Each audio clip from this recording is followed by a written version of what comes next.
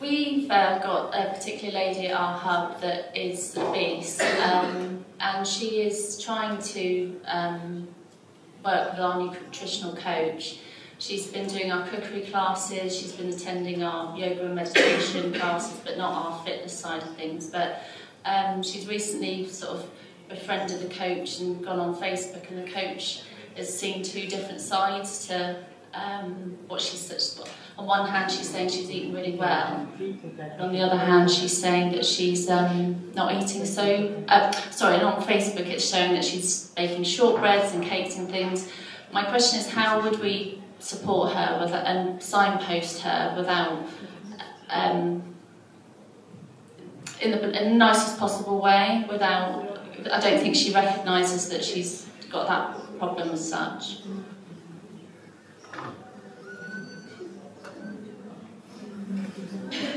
I think my first port of call would just be to have a very informal, friendly conversation with her, because what you're seeing on Facebook, often people have Facebook personas, and it may well be that actually she's making all of these lovely goods but selling them or giving them to friends and family.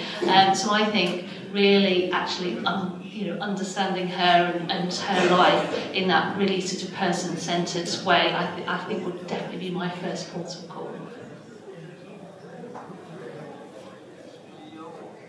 I think also if it's possible to support her in some cooking type classes, we had 1 or 2 cookery sessions where we had a nutritionist in the kitchen who could start a discussion about, well, honey is a little bit healthier than sugar, but it's still sugar, so think about that, and offer alternatives. If she's interested in perhaps, or has a sweet tooth, or wants to cook for her friends, it's just offering them, well, you can still have a treat once in a while, but if you replace a few things or try a different recipe, then it's better for you. Might help. We did a bit of that. I think it was quite successful.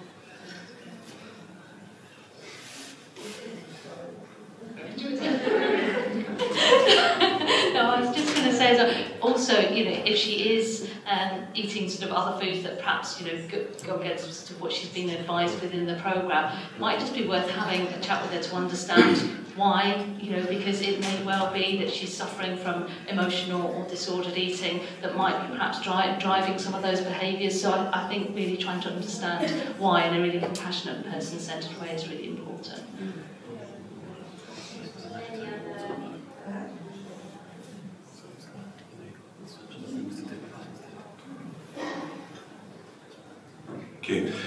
Yeah, just following on from a conversation I had with Jesper and Louise in the break, but from a project view as well.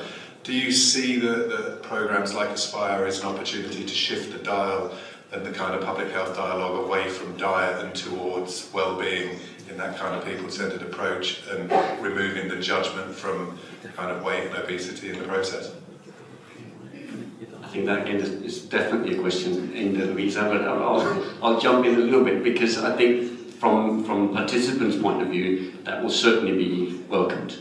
The point I made earlier was that the reluctance to partake is very much based, if we make weight a focus, then the reluctance to partake will follow, and if we make well-being a focus, then there's so many more aspects to that, so therefore we're going to get a more likely uptake across the broader population. But with respect to funding, I think to me the long and short answer is yes, it's really, really important.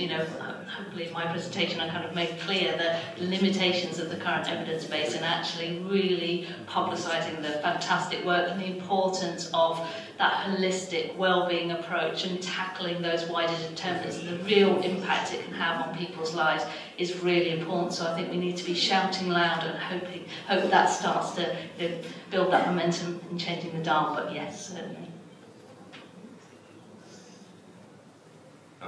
Au niveau des missions locales, on est sur un public 16-25, un public jeune, donc le volet sensibilisation est aussi hyper important. Le projet nous a permis de sensibiliser les publics, c'est-à-dire qu'on a des jeunes qui aujourd'hui n'ont peut-être pas de problématiques particulières au niveau de leur poids, mais qui dans un futur proche ou dans un futur un peu plus lointain Donc l'idée c'était aussi pour nous de travailler donc avec les publics qui ont des difficultés, avec les publics qui ont besoin d'être sensibilisés, on donne de l'information, on transfère de l'information et on permet ainsi de préparer le futur différemment et de leur montrer un peu que les choses peuvent être différentes et qu'on peut manger différemment, qu'on peut utiliser les circuits courts, qu'on peut faire plein de choses, quoi. Donc on est vraiment sur la formation et la sensibilisation, c'est une partie du travail qu'on a développé dans le cadre du projet Aspire et qui nous tient à cœur.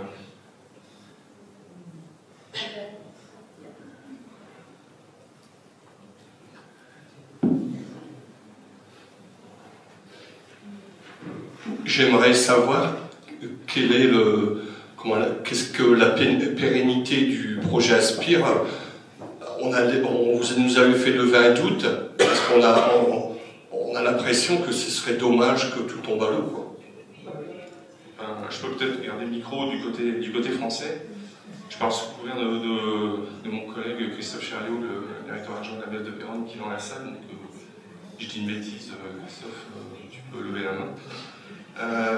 En fait, nous, on a intégré les ateliers, on a intégré le dispositif dans notre offre de service mission locale. Donc on a aujourd'hui des possibilités, des moyens qui viennent soit de l'État ou de la région, et là on va plus particulièrement sur l'État, sur le contrat emploi jeune, où on va pouvoir continuer à développer les ateliers qui ont été mis en place. Donc sur tout le volet périphérique et connexe, comme l'estime de soi, comme la nutrition, comme la sophrologie, l'art-thérapie, enfin tout ce qu'on a développé de façon connexe et qu'on ne développait pas avant le projet Aspire. Dans d'autres cas, on a un point d'écoute jeune, donc sur le volet accompagnement psy des jeunes, surtout suite à la pandémie, parce que là il y a une grosse problématique qui s'est amplifiée. Donc on va l'intégrer dans notre offre de service. Au jour d'aujourd'hui, on a la chance d'avoir la capacité de le faire. Mais après, à titre d'info, il y a dans le cadre toujours du côté français, malheureusement, il y a 2 ans de ça, on aurait pu parler du côté anglais également, parce que nous on a un partenariat avec les Anglais depuis très très longtemps, avec l'Angleterre. Sur Erasmus+, il y a des possibilités aussi, sur tout le volet transfert d'innovation, etc. Donc du côté français, si on s'organise bien, on peut faire des choses. Voilà. Je vais passer la parole pour nos amis anglais. See, as I said earlier, we're very lucky that we were based with a community hub, and that will continue the work there. I think one thing that also helps is that the evidence coming out from Aspire will help future funding applications, because that's really going to be the rub of where we are now. In the future, how can we get the funding to carry on some of the things that we've started, or actually do some new things that we've thought about but haven't quite had a chance. But I think the evidence from Aspire will help in future funding applications, and maybe also some of the partnerships that we've formed. We could start working together and thinking creatively about how we might put some services together or a project together to continue.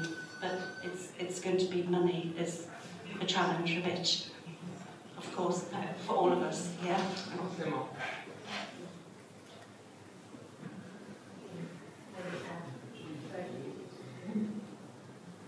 Yeah, I was just going to add to exactly what you said, because when we bid for Aspire and my job was writing the document that got the money for this project, it was really hard because there was no evidence that this was a problem. There was evidence, but a lot of it was coming from the US, and the EU funders weren't really interested in that, so it was a really long journey. Thierry mentioned we've been working on this project for nearly 10 years by the time it's all wrapped up. So I think now that we've had this project and we've got some evidence, it will be easier to bid for future projects, which is my job over here with the European funding, but also in the UK with my colleagues. We're looking at research funding in the UK, whilst over on the European Union side of things there are more programs like Interreg, France, England, where we can keep bidding for more funding, so there's definitely the plan.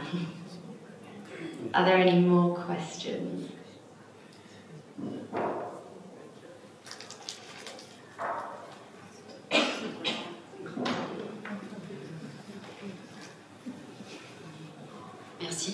Y a-t-il un suivi de après-aspire, de prévu, par exemple à 6 mois, à 1 an, pour voir ce que les ambassadeurs ont développé, ou alors les données sont arrêtées là, comment ça se passe d'un côté de l'autre, en France et en Angleterre, comment ça se passe? Du côté français, en fait, donc là je pense que je parle pour la communauté française agente. Non, l'idée c'est vraiment de pérenniser le dispositif et de pérenniser aussi les indicateurs qualitatifs ou quantitatifs qui ont été développés dans le cadre du projet ainsi que les livrables. Donc la meilleure façon en fait c'est de suivre le système intégré dans son fonctionnement et de le continuer au niveau national. Parce que demain, comme je rebondis sur ce que disait Sophie, si demain on veut reproposer un autre dossier ou se positionner sur quelque chose, il faudra qu'on ait des chiffres à produire, il faudra que dans le contexte on démontre que le projet a bien fonctionné. Il faudra sortir comment dire, je l'ai en anglais, je l'ai pas en français, c'est les added value, la valeur ajoutée. Et donc voilà quoi. Donc non, je pense que du côté français, n'importe comment. Puis notre mode de fonctionnement français est quand même très normé. Donc à un moment donné, nous dans l'accompagnement des publics, n'importe comment, ça rentre dans l'accompagnement des publics, dans un outil qui s'appelle MINO au niveau des missions locales, qui est l'outil informatique de suivi des publics qu'on accueille. De fait, on l'a rentré dedans.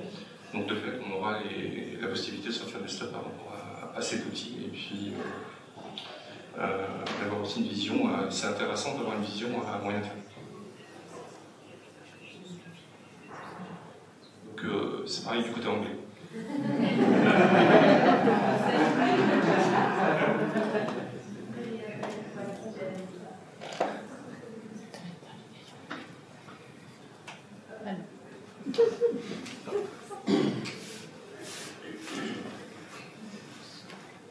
Thank you. Maybe a question for Louise around obesity.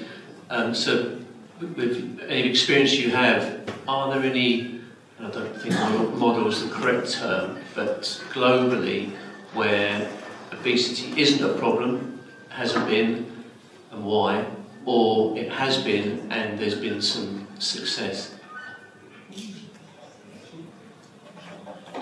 Unfortunately, I think obesity is affecting almost every country. I mean, even in our lower income countries, we're getting a double burden of both over and under nutrition. And in terms of whether any area have successfully tackled and are managing obesity, sadly, I think the answer to that is also no. And I think we've kind of got to the point I was saying to colleagues during the break, you know, if we've learned nothing in the last sort of 30 years, the approaches we have been taking in the large majority haven't been working, and certainly haven't been working in the long term. So I think now is a time we really need to be talking and thinking differently, and this kind of project is just the kind of direction I think we need to be going in, looking at those, tackling those wider determinants and taking that very person-centred holistic approach. So I'm sorry I can't give you anything more positive, but I think what we're doing sort of collectively, I think we're hopefully pushing things in the right direction.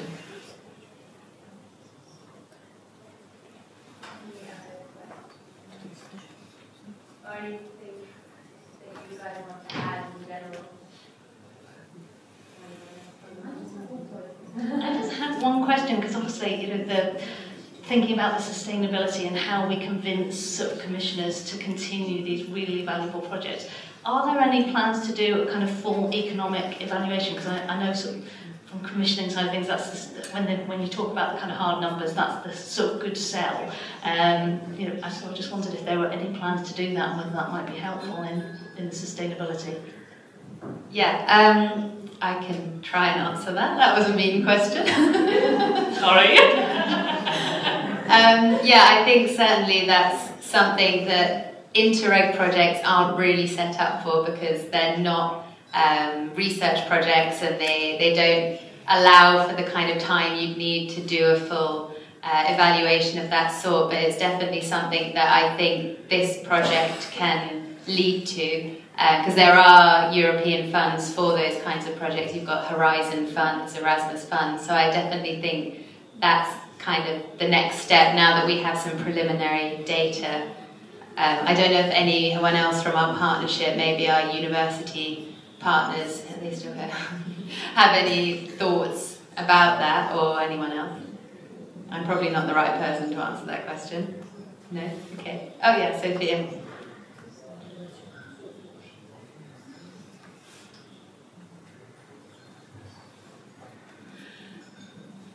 Yeah, so I think with the EQ5D5L that we used, we could potentially do some cost-effective less calculations, but it's about the timing and everything. We would have a think about it.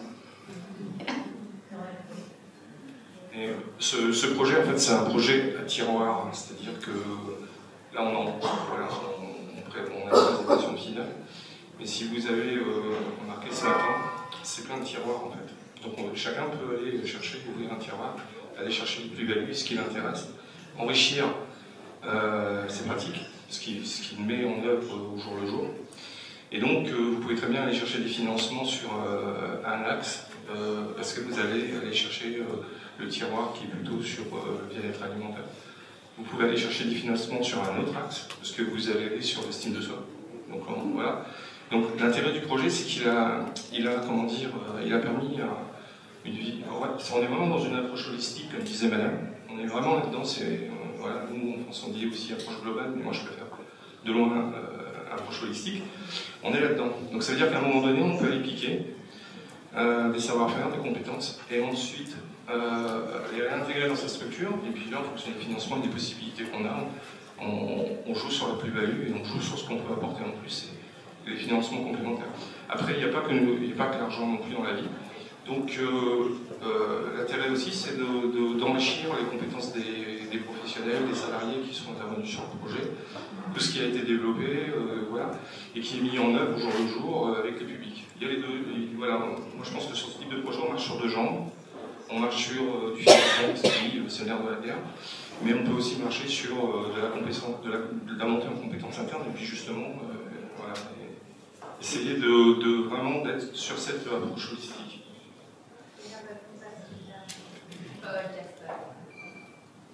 Bonjour à ceux que je n'ai pas encore salués.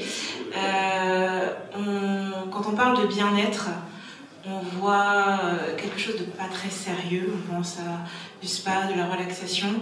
Quelles mesures recommandez-vous pour que la question du bien-être devienne centrale pour les politiques et dans la société aujourd'hui?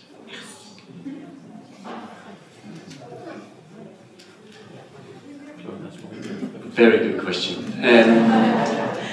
In England, we had a phase where wellness was the proponent and the term used for describing the spa experience and things like that. But well-being has now been hijacked by that industry as well. So there's more confusion that is healthy for a project like this.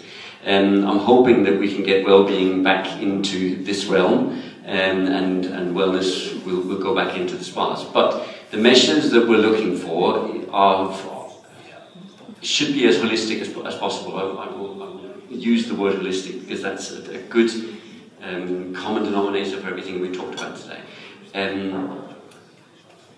I'm hoping that by developing some tools and developing some measures, we can give further credibility to that. And I think my tool started as an inspiration for both therapists and the participants, but I'm also hoping that it will give us a little bit more of a public health understanding that well-being is not a question of one or two measures, it's the interaction between them all. We were originally inspired by a BBC broadcast called How to Stay Young, which used the difference between your actual age and your well-being age. And that's what inspired us to develop the tool. But what's been interesting to see is that the other illustration that we've used, namely the wonky wheel, is also a good way of describing to people that it's balanced between several factors that indeed expresses your well-being. So hopefully we're nowhere near. We're talking with academics about how do we validate it so that we get the ear of both the practitioners, participants, but also the people who sit on the money. But I think we're still early in that journey.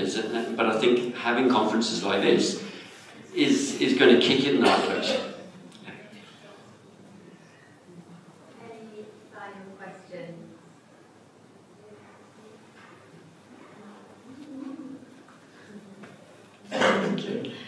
Okay, then I think we've finished. So thank you so much to our guest speakers and to our panel members.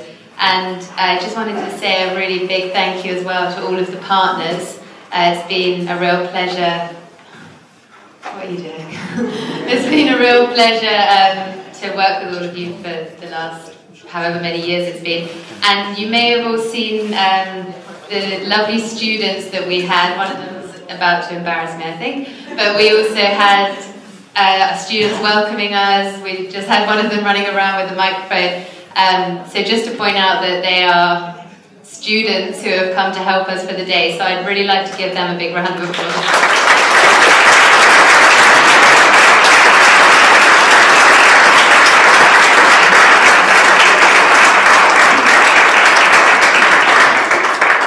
And thank you to all of you for coming, especially the participants in the project. The project wouldn't work if you weren't here, and I'm really glad that you could come today.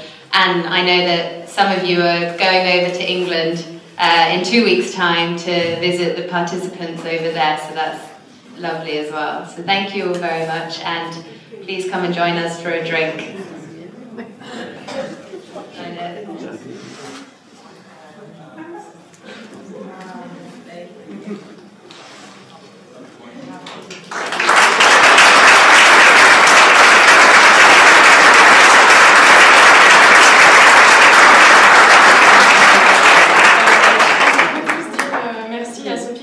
Qu'elle a fait pour nous tous aujourd'hui. Voilà, c'est bon.